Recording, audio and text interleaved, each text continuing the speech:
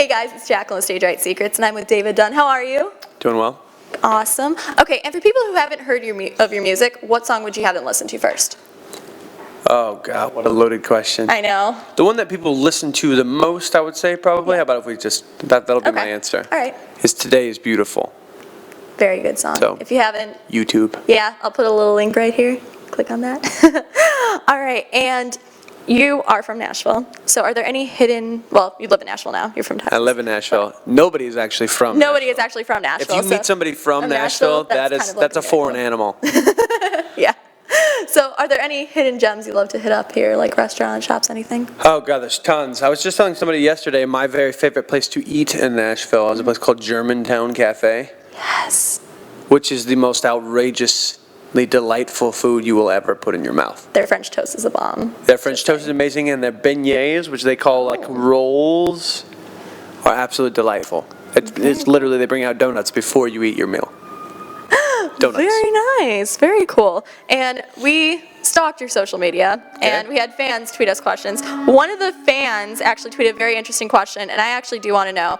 Guys' man buns are so much better than girls, and you have the best, it seems like, according to your fans too. Which is, ironic. I'm not wearing one right now. No. And, like, is there an art to it? Here's what I'm going to say. Yes. Yes. Okay. There is an art. And this is gross, but this is insider information, so I'm going to give you the whole skinny. This is exciting. Man buns or woman buns are perfected when you don't wash your hair. Really? Okay. Yes. So if you would like for your bun to look delightful and your hair to look tactfully messy, don't take a shower. Period. Guys, we just learned. We just learned how to do the perfect man bun. This is so exciting. It's beauty secrets from David Dunn. Yes. That needs to be a segment now. Just like a whole man bun segment. Just like, all right, guys, this is how you do it. You can call it man bunnery. Yes. That needs to be I'm making a little graphic right here. I'm putting man bunnery right there. Yeah. All right. And getting back to your music. You started off wanting to be an engineer, and you went to music. So what was like the main point or instance that you were just like, I need to go to music? Oh, God. Well, I didn't actually start off to do either. Okay. Well, I wanted to be Michael Jordan when I was a kid. And then I figured out I was short, white. And you're pretty tall, though. I am for, like, normal people, but for, like, I went and played college basketball. Okay. And I'm 6'3", and I was the shortest guy on my team, that sort of thing. Right? That's not true, but I was one of the shorter guys on my team. Basketball was over about halfway through college. I transferred back to Texas, which is where I'm from. And music was like the new thing to fill up my time. Yeah. Right? And so my time was generally split between tons of schoolwork and music. That was like the two things that I did. Okay. When did I pick it? Like, was there a moment that you're just like, this needs to be my new career? It was more like a period of time to where I went. What am I going to value? This is getting a little deep here, but what am I going to value? Am I going to value money? Yeah. Or am I going to value, something else? Because that's usually, money is kind of at the top of the priority list for most people when they're choosing career paths. Definitely. And if you're doing music, the majority of people who do music, money is not an indication of success. Sometimes it comes, but in general, it's a bad thing to value, because if you value money and you're an artist, then you're in general going to be miserable. And so I know that's crazy, but most of the people that I know that are miserable that are in this industry are miserable because the thing that they value the most is money. I remember the decision-making process to where I decided, okay, money is not going to be the thing that I put at the top of my value chain. And I think I was, 21, 22. I just put out a really terrible record that all my sweet friends would buy. Yeah, so that was really when I decided, right after college. And you are a songwriter, so where's the weirdest place you've written a song or came up with an idea?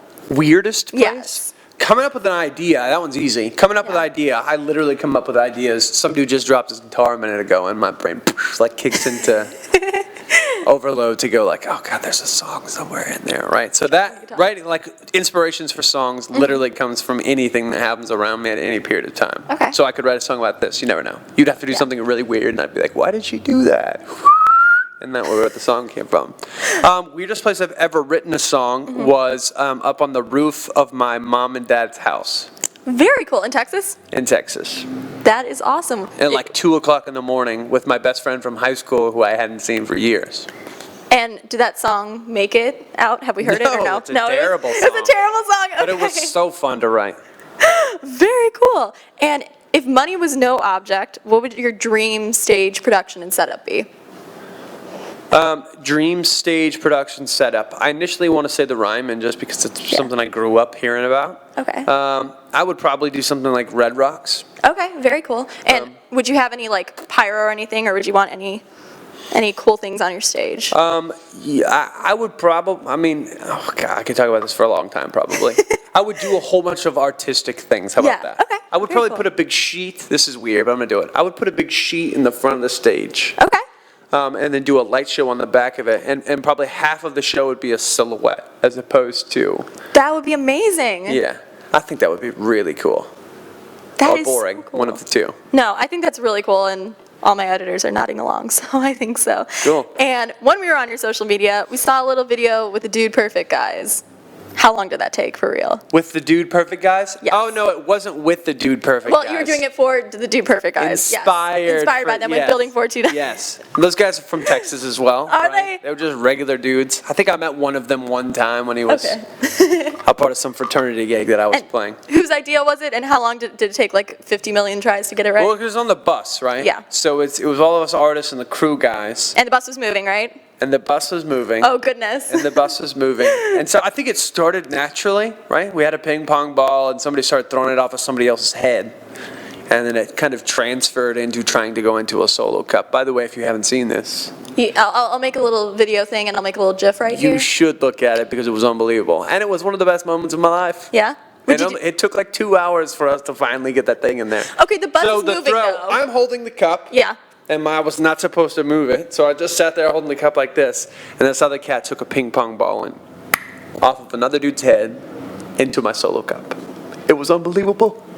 On a moving bus. That does take skill. On a moving bus. Is there any like other crazy thing you want to try? Like Dude Perfect wise? Like, hey, I'm going to try to get a basketball in a hoop that's like 5,000 feet away or something like that? I have never considered it until the moment that we started doing it on that bus, but Yeah. I would love to do a lot of Dude Perfect stuff. But I'm dude so imperfect. I probably really can't. Yeah. I would do like 4 or 5 times if I was by myself, especially, and be like, nah, not worth it. I'm done. Very cool. And we saw some of your Snapchat faces. What is your go-to Snapchat face? What's your favorite? I mean, I personally do ugly selfies, but Yes, the Ugg face is my favorite. what is the Ugg face? The Ugg face? Mm-hmm. The Ugg face is literally the ugliest face you can possibly make. So in general, what I end up going with is, Triple chin. Yes. that's my go-to. Tell your friends. Yeah, definitely. That works. And we need to talk about your puppy because a couple of your fans tweeted us too, and I saw your puppy, and I'm actually kind of depressed he's not here right now. Is it he I or she? absolutely could have brought him. He's a little gross currently, and I'll tell you why. So I just got off a tour. Yes. And like the last weekend of shows, Mm-hmm. I got a call that my dog was like, had a fever and was shaking and throwing up, right? And so I panicked a little bit, and they like took him to the vet, and they said, we don't know, make him drink some water. And he wouldn't drink any water, wouldn't eat any food. And then the next day, I would like to just show you a picture, but I can't really because I'd have to do like this. I'll put a little picture here of one of his Instagrams. Okay, I didn't Instagram any of these pictures No, because they're okay. so sad. It makes my heart hurt just to even think about it. But his face swelled up to about twice its size, normal size. And the vet had no idea what was going on. I took him in like 3 different times. His breathing started getting constricted, so we thought he was going to die for a little while. And then, this is the gross part. I'm just giving you a medical breakdown here. His neck, the fur all fell off, and a hole opened up, and just started leaking everywhere. So my puppy was on the verge of dying, and now he's leaking pus and blood everywhere. But I wish I'd brought him. That would have been really great. It's an Airbnb. I hope he gets better soon. That's so. Oh. He's like all of it's like the swelling, that's all gone. Okay, that's so it's good. just the Giant gnarly hole. Yeah. Poor little But so my puppy's not doing so great. That was the end of that story. But he is a delight when he's not chewing things up. Yeah. Have you taken him on tour? No, I have not. No? That would be miserable. And with your most recent tour, did you have any tour pranks? Yes. What was the best one? Done to me or done? Either or. Okay, done to me, the best tour prank that was done to me. I have a song where it starts off, the chorus goes, oh my God, and the production guys, have you seen the picture on Instagram? Oh my God! Yes. They put that up in like a massive Oh my LED wall gosh. right behind me, and I had no idea. People started laughing, I'm singing and going, this is not supposed to be This funny. is not supposed to be funny, yeah. This is not funny. Yeah. And it was funny. So that, to me, that was the funniest one that was That is done. a really good one. The only one that I did on that tour was, Colton Dixon, do you know Yes. Colton? Yeah. So me and Colton and his band, basically every day, multiple times a day, would play Monopoly Okay. on the tour. And so me and a couple of my band guys rolled out like a table in the middle of his set and played a game of Monopoly up on stage while he was singing. And he didn't actually realize we were there until like 45 seconds in.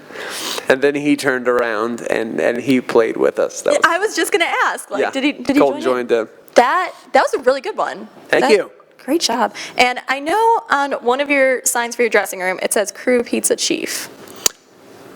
What? Not Chief. Chief? Does it say Chief? That's one of your fans tweeted us. Okay, I think that's a typo. Okay. they did Crew a typo. Pizza Thief. Thief. Okay, guys. Thanks for that tweet. Crew Pizza Thief. And why did you steal pizza? It's an unjust accusation. What kind of pizza did you steal? Pepperoni and mushroom. Pepperoni mushroom, go to. In theory, that's theory. what I stole. In theory. There's no proof. There is no proof. just an allegation. Okay. Just an allegation. Okay. So if any fans ever want to bring him pizza, pepperoni and mushrooms, way to Mushroom. go. I will steal it from you. I mean, in theory. Yeah. Weird Facebook messages. Yeah. Yes, tons and tons of them. Does anyone stick out in particular? Oh, God. Yes, lots of them. Let me think of one that's appropriate. Hold on. I really want to go through your messages now. Oh, you would have a really fun time. I need to do a segment on It's this. one of my favorite things to do with my friends. I feel like I let's should- read through my Facebook messages. I feel like I'm going to make a fake account now just to send you messages and just make great things I'm up. sure that I have friends that already do that. Sometimes I just think these people aren't real. This is not a real person. Pretty often, actually, Yeah. I think that. God. I have people every once in a while send me nonsensical. It's people usually from different countries. Yes, I think. yeah. But it's things like, music is party for life, right? They'll say things like that, and I'll go, yes, question mark, right? So those are usually my favorite, where it's Okay. somebody who's in the middle of English. That is great. Okay, I mean, That's the only story I'm going to tell. we saw one of your tweets, and I kind of agree with you. I know more about the Fresh Prince rather than Prince. Very true. Do you know the Fresh Prince rap, the entire thing? And can you do it?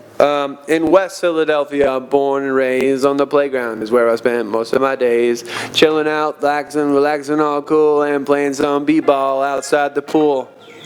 Break. Wow. That is a great ringtone, though. Thank you. Wish it hadn't just happened. Cut, edit. Okay, you were saying.